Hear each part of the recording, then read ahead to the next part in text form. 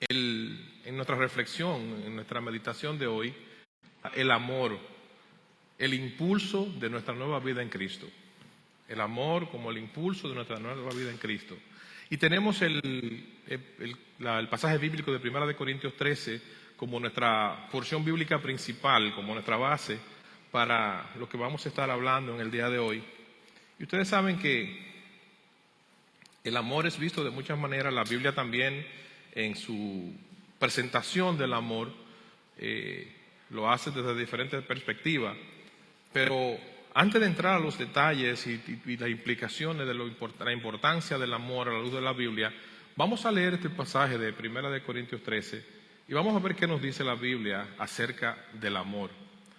1 Corintios 13, en sus 13 versículos, dice así: si pudiera hablar en todas las idiomas del mundo, estamos leyendo la versión Nueva Traducción Viviente, los que tienen la Reina Valera pues saben que tiene un lenguaje un poco más romántico.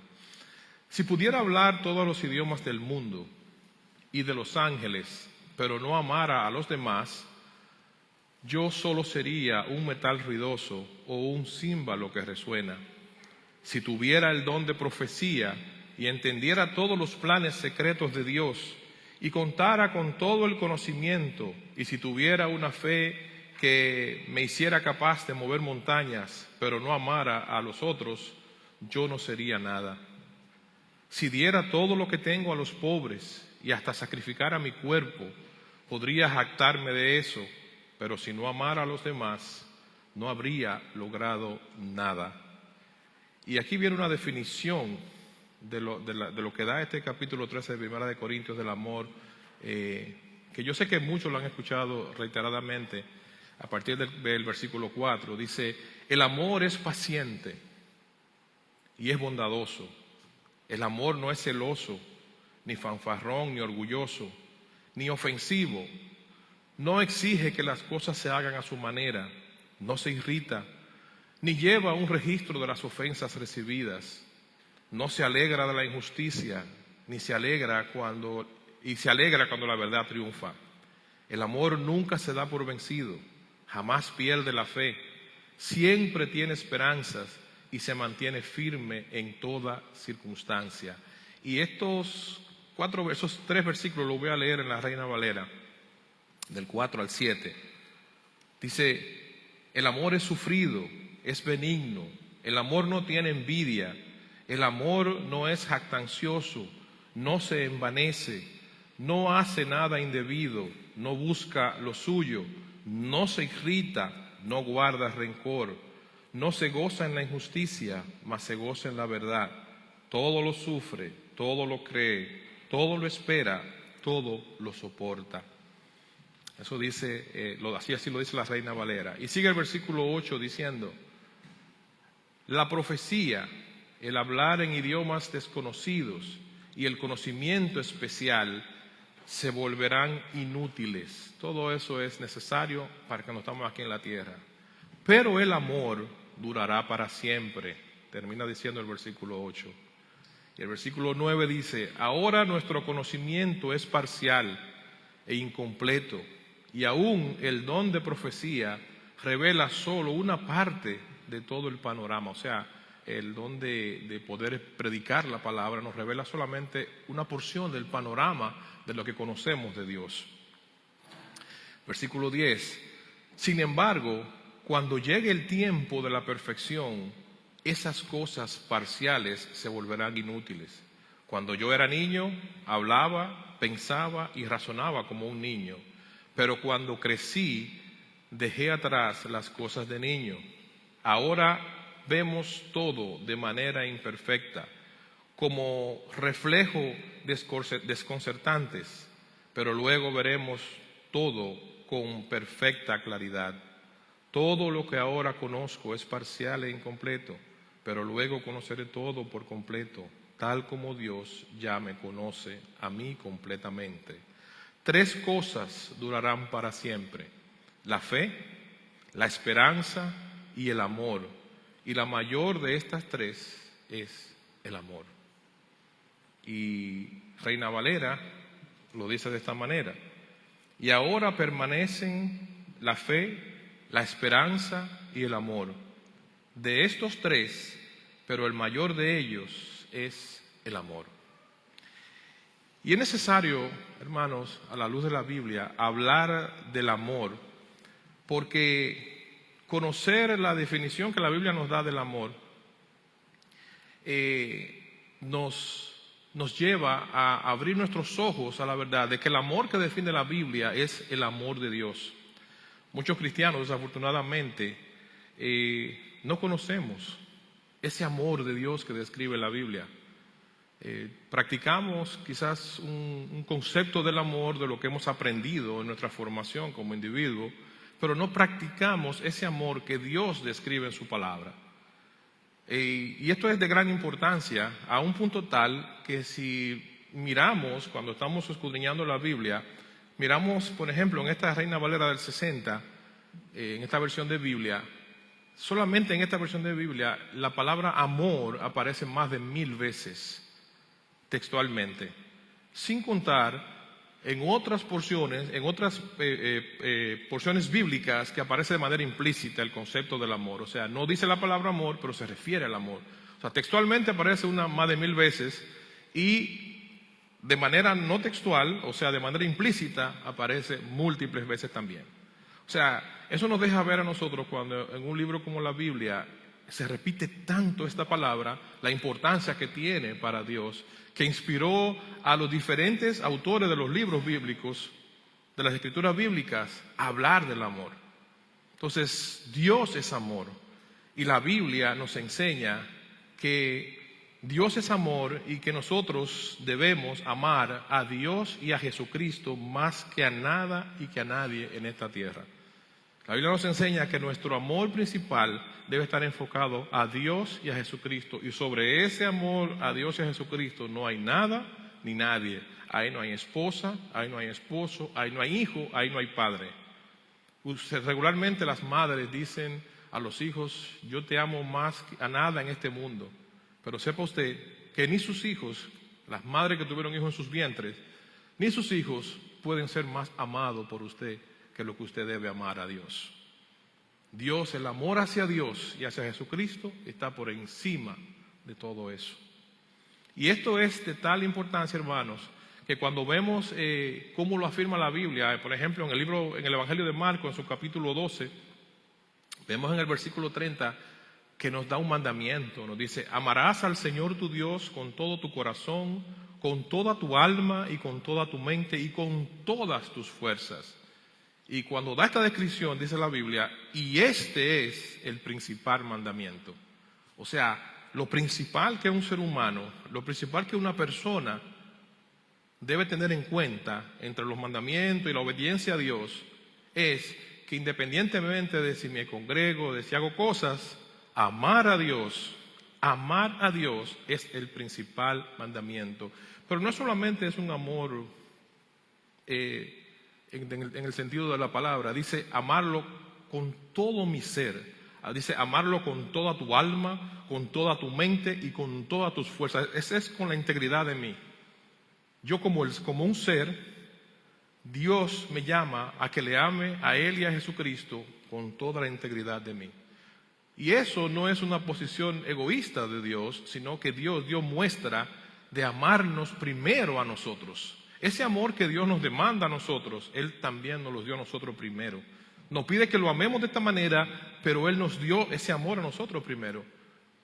Fíjense cómo dice Juan 3:16, ese famoso versículo de Juan 3:16, dice que de tal manera amó Dios al mundo que dio a su Hijo unigénito, a su único Hijo Jesucristo, para que todo aquel que en Él crea no se pierda, mas tenga vida eterna. De tal manera, o sea, usa una expresión gramatical la Biblia para referirse a la forma en cómo Dios nos ama, que Dios no escatimó ni siquiera lo de más valor que tenía en el cielo, que era su Hijo Jesucristo, para entregarlo por nosotros, para que viniera y se hiciera pecado, siendo santo, 3 veces santo, para poder rescatarnos a usted y a mí del pecado original, del pecado que nos agobia, de esa vida, ese pecado que nos controla la mente y el corazón. Muchas veces nosotros cuando escuchamos que Jesucristo vino a una cruz y murió por nuestros pecados, nos quedamos a veces en la historia y quizás en la parte mística del concepto de que Jesucristo murió en la cruz. Pero cuando nosotros nos vemos en la vida diaria, en la práctica, como individuo, cómo pensamos, cómo somos, cómo sentimos, nos damos cuenta la maldad que hay en nuestros corazones. La maldad que hay en el ser humano. Cómo usted tiene que luchar muchas veces con los pensamientos. Cuando conocemos a Dios tenemos un filtro. Cuando no conocemos a Dios, entonces hay un desbordamiento en la vida. Las personas tienden a hacer todo lo que le parezca bien, todo lo que le dé placer, todo lo que le haga sentir placentero, que le haga sentir bien. Cuando conocemos a Dios, tenemos ese filtro, tenemos ese freno que guía nuestras vidas. Muchas veces nosotros escuchamos cómo se hablan de los principios y valores que forman a los individuos. Son necesarios. Los principios y valores que forman a una persona son necesarios. Pero cuando esos principios y valores están fundamentados en la palabra de Dios, entonces no solamente son principios y valores que me enseñó una familia y una sociedad, sino que son principios y valores dictados por Dios para mi bienestar.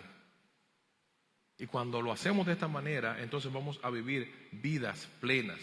Entonces, por eso, mis hermanos y amigos, hablar del amor como el impulso de una nueva vida en Cristo implica que debemos aprender cómo llegar a conocer y a sentir este amor. Porque, el amor es ese impulso que debemos nosotros tener para vivir esta vida nueva en Cristo. Ahora, ¿cómo yo puedo llegar hasta este amor?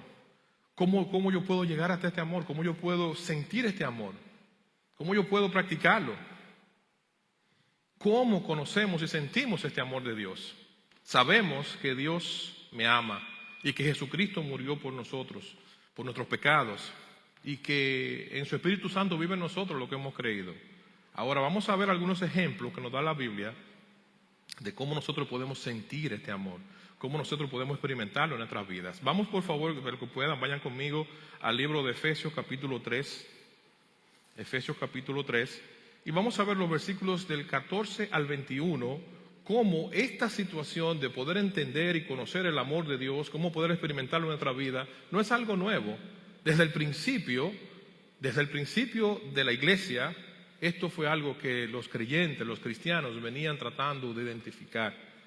Fíjense en Efesios 3, capítulo 3, versículo 14 al 21, cómo los hermanos de la iglesia de Éfeso procuraban experimentar este amor de Dios. Esta porción de Efesios 3, 14 al 21 es una oración que el apóstol Pablo hace por los hermanos de la iglesia en Éfeso. Y comienza diciendo el versículo 14, aquí hablando el escritor del apóstol Pablo: por esta causa doblo mis rodillas ante el Padre de nuestro Señor Jesucristo, de quien tomó nombre toda la familia en los cielos y en la tierra, para que os dé conforme a las riquezas de su gloria. ¿Que les dé qué? Que le dé el ser fortalecidos con el poder en el hombre interior por el Espíritu. O sea, Pablo está pidiendo que el Señor le conceda a los hermanos de la iglesia en Éfeso y por consecuencia a nosotros, que les dé fortalecimiento en el hombre interior. Dice, ser fortalecidos con poder en el hombre interior. O sea, hay una parte de nosotros, un hombre interior que tenemos, más allá de este cuerpo que se enferma y que un día va a morir. Hay un hombre interior que tenemos que debemos siempre estar sigilosos y vigilantes de que tenemos que alimentar ese hombre interior. Usted ve que nosotros podemos revelar cómo anda nuestro hombre interior cuando nuestras emociones se desbordan. ¿Usted quiere saber cómo está su hombre interior? Evalúe sus emociones. Cuando ese hombre interior nuestro está fortalecido en Dios, nosotros, independientemente de lo que estemos viviendo, vamos a estar sostenidos en la paz de Dios. Porque nuestra confianza está dependiendo de Dios. Porque nuestra vida está reposando en Dios. Porque más allá de si vivo, si muero, si me enfermo, si no me enfermo, si tengo comida, si no tengo comida, si tengo lo que necesito, si no lo tengo, mi confianza está puesta en Dios. A un punto tal que el mismo apóstol Pablo es un ejemplo de esto. En un momento él dijo estas palabras, dijo, yo sé vivir en abundancia, sé padecer necesidad, en todo y por todo he sido enseñado. ¿Por qué? Porque yo todo lo puedo en Cristo que me fortalece. Entonces, esta parte, mis hermanos y amigos, nosotros debemos de mantener esto en mente, que Dios nos ayude siempre a pensar que nosotros vamos a conocer y a sentir y este amor de Dios cuando nuestro ser interior, cuando nuestro hombre interior está fortalecido en Dios por su Espíritu Santo. Dice el versículo 17, para que habite Cristo por la fe en vuestros corazones. Entonces, cuando el libro de Primera de Corintios, en su capítulo 13, define en su último versículo 13 que lo que va a permanecer para siempre es la fe, la esperanza y el amor, aquí en esta oración el apóstol reitera diciendo, para que permanezca para siempre en nosotros Cristo por la fe en vuestros corazones. La fe en Jesucristo va a permanecer en nuestros corazones cuando nuestro corazón pertenezca a Dios y a Jesucristo. Cuando nosotros estemos dispuestos a entregar todo nuestro ser a Cristo, cuando nuestro corazón verdaderamente pertenezca a Cristo, cuando no solamente hagamos práctica de vida cristiana, cuando no solamente veamos a Dios como un proveedor, cuando no solamente veamos a Dios como alguien que necesitamos para que nos ayude, sino cuando aprendemos a amar a Dios, cuando nuestro corazón le pertenece a Dios. Y yo le invito a hacer un ejercicio. ¿Cuánto de los que estamos aquí, cuánto de los que están viendo y verán esta exhortación se han enamorado alguna vez?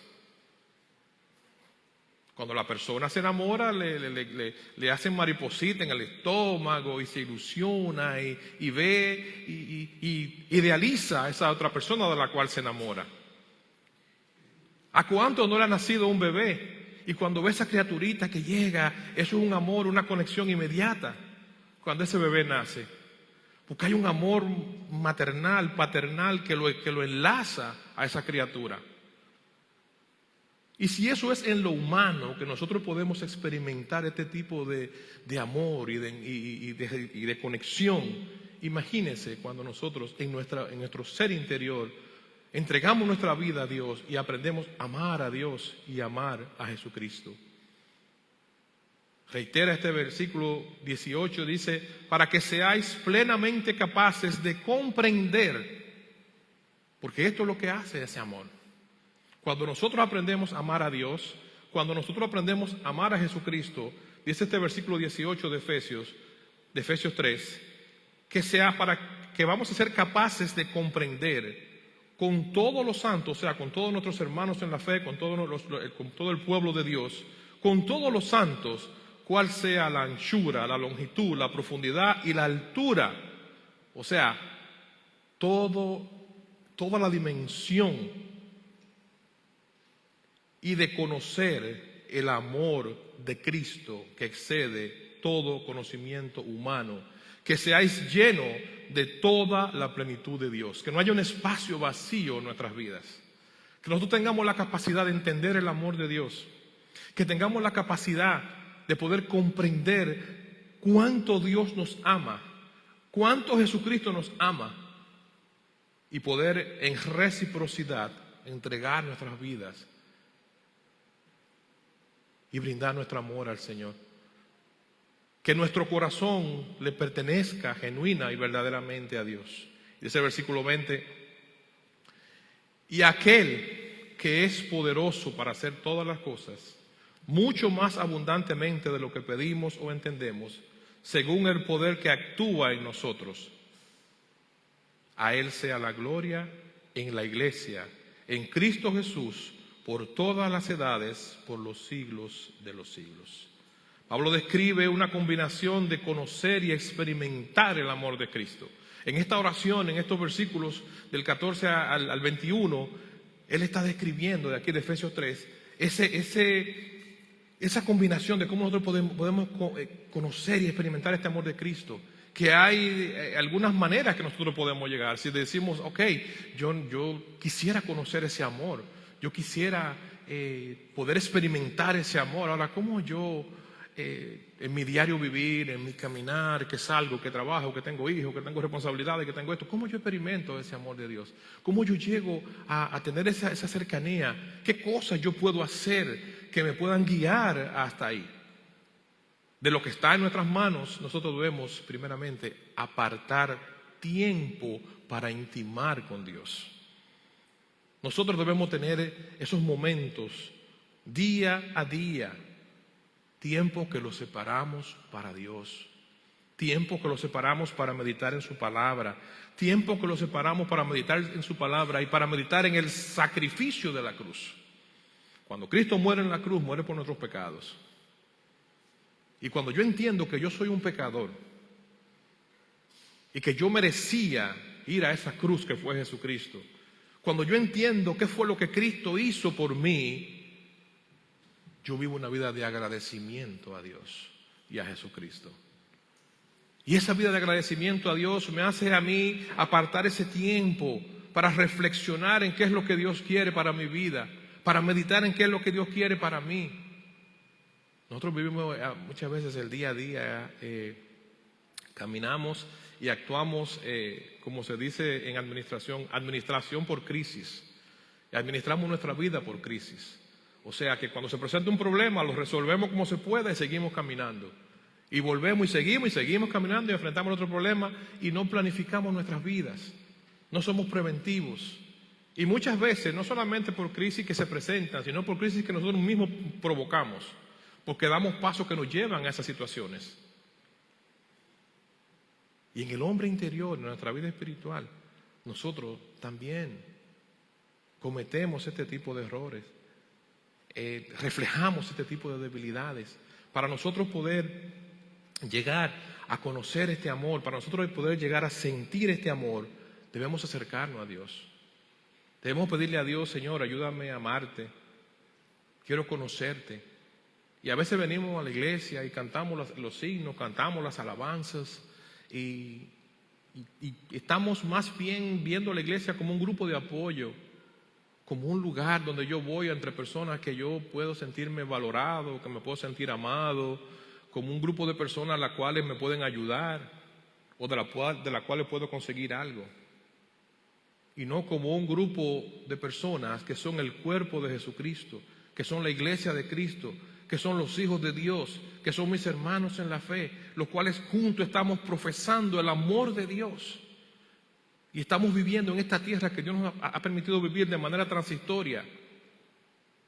Miren, muchas veces cuando nosotros nos empoderamos de lo que tenemos por delante, de las cosas materiales, del dinero, de las profesiones, de las posiciones o de los momentos sociales que estamos viviendo en nuestras vidas, eso envanece al ser humano. Eso nos puede crear nebulosa, nos puede crear ceguera. Por eso es importante que nosotros vivamos todos los días de nuestra vida a los pies del Señor, que saquemos tiempo para Dios, para meditar en su palabra, que le pidamos a Dios, Señor, yo quiero conocerte más.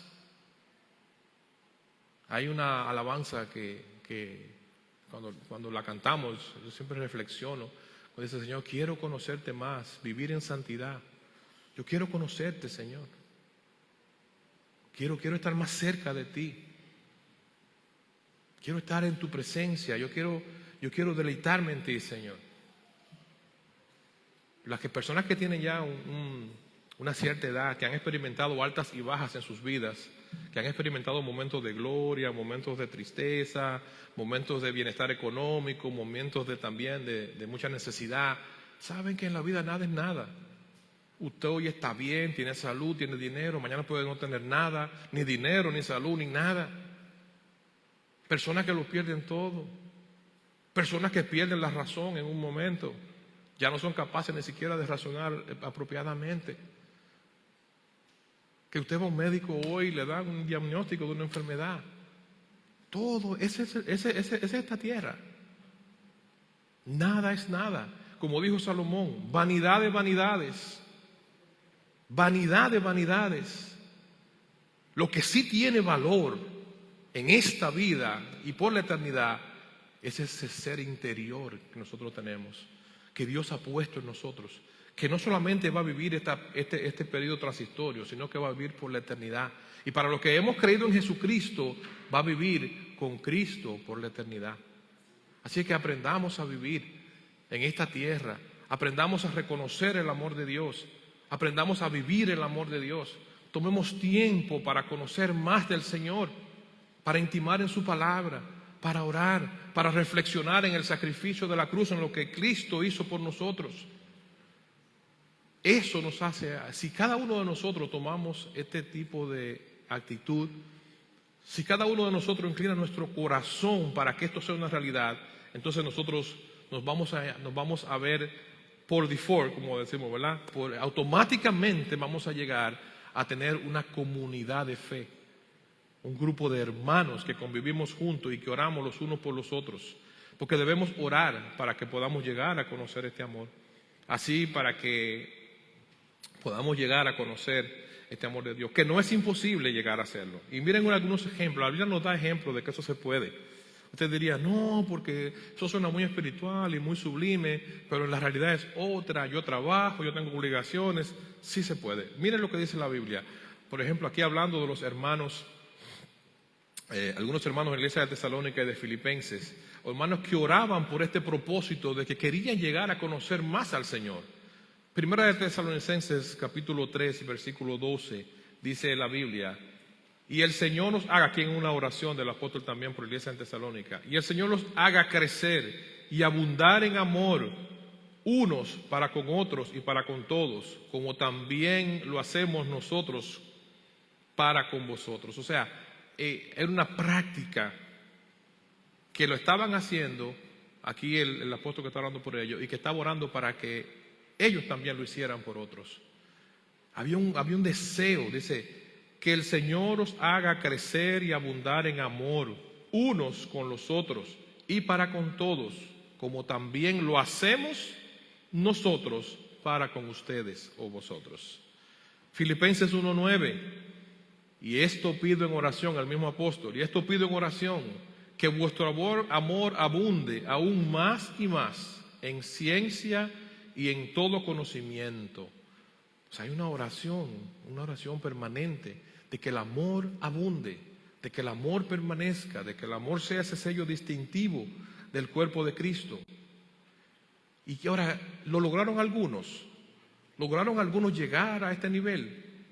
Sí lo lograron. Hay ejemplos de iglesia que la misma iglesia de los tesalonicenses llegó a lograrlo. Dice el libro de 2 de Tesalonicenses capítulo 1 versículo 3, aquí cuando escribe el apóstol Pablo, acordándonos sin cesar delante de Dios, dando testimonio de ello, delante de Dios y de nuestro Señor, de la obra de vuestra fe. O sea, está resaltando la obra de estos hermanos, la obra de vuestra fe, 2 de Tesalonicenses 1:3, del trabajo de vuestro amor y de vuestra constancia en la esperanza en nuestro Señor Jesucristo. Le está recordando, le está animando a que continúen haciéndolo. No fue solamente, no se quedó en una oración que quería que pasara. No, la Biblia nos muestra ejemplos de que hubieron iglesias, hermanos, que lograron esto. Lograron llegar, porque fíjense cómo dice aquí, la obra de vuestra fe, o sea, la obra de la fe de los hermanos en la iglesia de Tesalónica, del trabajo de vuestro amor, del trabajo de amor que realizaron entre los hermanos y entre la comunidad donde estaban sirviendo, y de vuestra constancia en la esperanza en nuestro Señor Jesucristo. O sea, que la fe, la esperanza y el amor que dice 1 Corintios 13 se vio manifestada aquí en estos hermanos de Tesalónica. La fe, la esperanza, la constancia en el amor, en la fe en Jesucristo, pudieron mantenerlo, pudieron mantenerse enfocados, amando al Señor, amándose unos a otros, buscando el rostro de Dios, pudieron mantenerse firmes. Porque orar fortalece el amor y las relaciones. El amor por Dios lleva naturalmente a una persona a amar a los demás. Cuando usted ama a Dios, naturalmente usted va a amar a los demás. ¿Usted se ha fijado que hay personas, dicen en el argot popular, que hay personas que le hiede la vida? Personas que son odiosos, aburridos, y todo es negativo. No tienen amor ni por ellos mismos. Eso es triste cuando un ser humano llega ahí. Cuando usted ama a Dios, usted por naturaleza aprende a amar a los demás. Y una forma de expresar nuestro amor hacia los demás es a través de la oración intercesora. Cuando una persona, un hermano, un amigo, o una persona inclusive que yo no conozco, está en una necesidad, cuando yo amo a Dios, la motivación de mi corazón inmediatamente es interceder a Dios por esa persona, pedirle a Dios que ponga su favor en esa persona. Néstor ahorita oraba por este superintendente de este estado donde está por hacer una obra loable en el nombre del Señor. ¿Qué está haciendo con esto? Está pidiendo que una congregación se una a interceder delante de Dios por cobertura para este hombre, porque sabe que este individuo va a enfrentar oposición por lo que está haciendo. Eso mueve a una persona a hacer eso, el amor de Dios. Este es un hombre que está queriendo que la palabra de Dios sea profesada en ese distrito escolar. Entonces, por este hombre hay que orar. A este hombre hay que cubrirlo en oración. Dios en su misericordia y en su fidelidad, pues Dios lo protege y está con él. Pero nosotros, como hijos de Dios, estamos llamados a presentarlo delante de Dios en oración. Pablo amaba a sus seguidores, por eso oraba de la manera que oraba. Él amaba a sus seguidores y oraba por ellos día y noche. Jesucristo amaba a sus discípulos y oraba por ellos. Cuando nosotros vemos en el Evangelio de Juan, en el capítulo 17, Jesucristo ora por sus discípulos, por las personas que estaban trabajando con él en el ministerio. Y continúa orando también por nosotros. Jesucristo es nuestro intercesor en el cielo. La Biblia nos enseña que debemos expresar amor por nuestros enemigos también. El amor de Dios nos lleva a tener amor por nuestros enemigos. Miren, esto es algo sin límites. Por eso dice el escritor que para que nosotros podamos entender la anchura, lo grande, lo amplio, lo largo que es este amor de Dios. Una persona que ama a Dios no conoce la amargura. Una persona que ama a Dios no conoce el rencor. Una persona que ama a Dios vive con un corazón limpio y vive libre en Cristo. Libre en Cristo. El odio, el rencor enferma a las personas. El amor de Dios cubre multitud de pecados. Entonces ese amor de Dios debemos procurarlo porque ese es el impulso que mueve a una persona que ha nacido de nuevo en Jesucristo. Y concluyo con estas palabras de Romanos 12, recordando, mis hermanos y amigos, que debemos orar. Orar es una muestra de amor genuino. Dice la Biblia en Romanos capítulo 12, versículo 9 y versículo al 12. No finjan amor, o sea, de la manera que vamos a dar amor a los demás, dice, no finjan amor a los demás.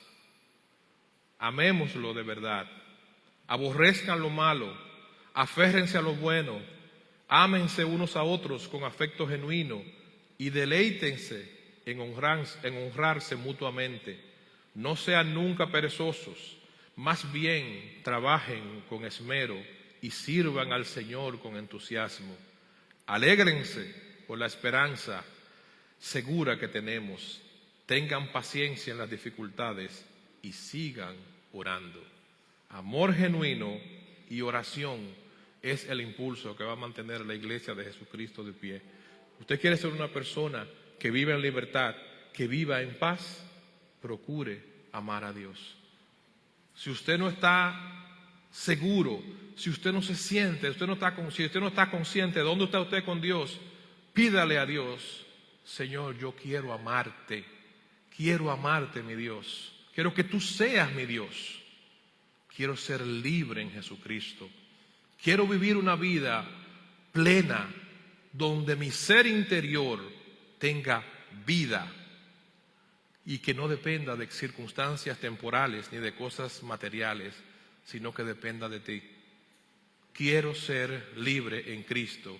Quiero amarte y quiero amar a los demás. Vamos a orar. Padre, gracias por tu palabra.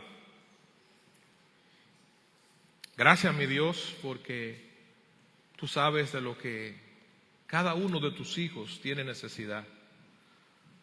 Gracias, mi Dios, por el amor que te motivó a librarnos de nuestros pecados y a reconciliar nuestra relación contigo, a no escatimar ni siquiera lo más preciado del cielo, tu Hijo Jesucristo, para darlo en favor nuestro, para hacerlo pecado por nosotros. Señor, yo te suplico que tú sigas abriendo los ojos del entendimiento, los ojos espirituales de cada uno de nosotros, para que cada vez más reflexionemos en el sacrificio de la cruz, para que cada vez más reflexionemos en qué fue lo que tu Hijo Jesucristo hizo en la cruz y podamos vivir cada día que tú nos regales en esta tierra amándote, siendo libres, porque tú nos creaste para ser libres. Ahora ayúdanos a abrazar esa libertad en Cristo, a amarte a ti, a amar a nuestros hermanos y a vivir vidas plenas para la gloria de tu nombre y la bendición nuestra. Gracias, mi Dios. Oramos una vez más por nuestro Señor y Salvador, tu Hijo amado, Cristo Jesús. Amén.